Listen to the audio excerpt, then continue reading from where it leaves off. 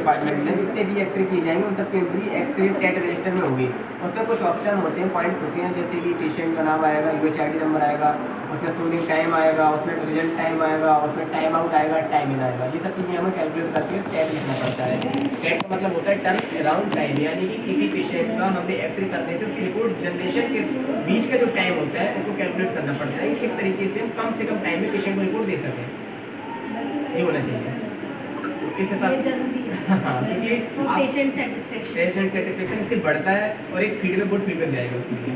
ये hospital organisation की growth के लिए भी ज़्यादा होता है और आपके लिए भी फायदेमंद रहेगा, क्योंकि आपकी इसके लिए ज़्यादा इम्प्रूव हो जाएगी। एक रजिस्टर तो ये, और दूसरा दूसरा आपका एक्सरे क्रिटिकल रजिस्टर। क्रिटिकल, हाँ, इसमें क्या होता है, किसी पेशेंट की रिपोर्ट्स बहुत ज़्यादा क्रिटिकल आ रही है, सीरियस है, ड्रामा है, नस कहीं उसकी ब्लॉक है, इस तरीके का कुछ भी आए तो उसमें हमें तुरंत डॉक्टर साहब को इन्फॉर्म करना पड़ता है कि उसको तुरंत मेडिकल अटेंशन की आवश्यकता होती है।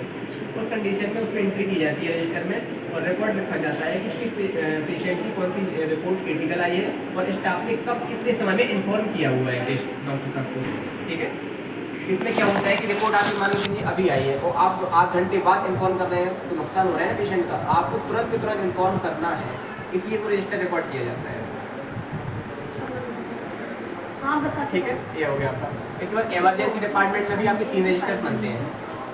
इमरजेंसी डिपार्टमेंट में 3 रजिस्टर्स बनते हैं, जिसमें से पहला रजिस्टर आता है emergency department admission discharge, emergency department referral और MLC रजिस्टर। ठीक है, इमरजेंसी डिपार्टमेंट एडमिशन डिस्चार्ज में जितने भी पेशेंट आपके इमरजेंसी में आते हैं और आप उनका इनिशियल असेसमेंट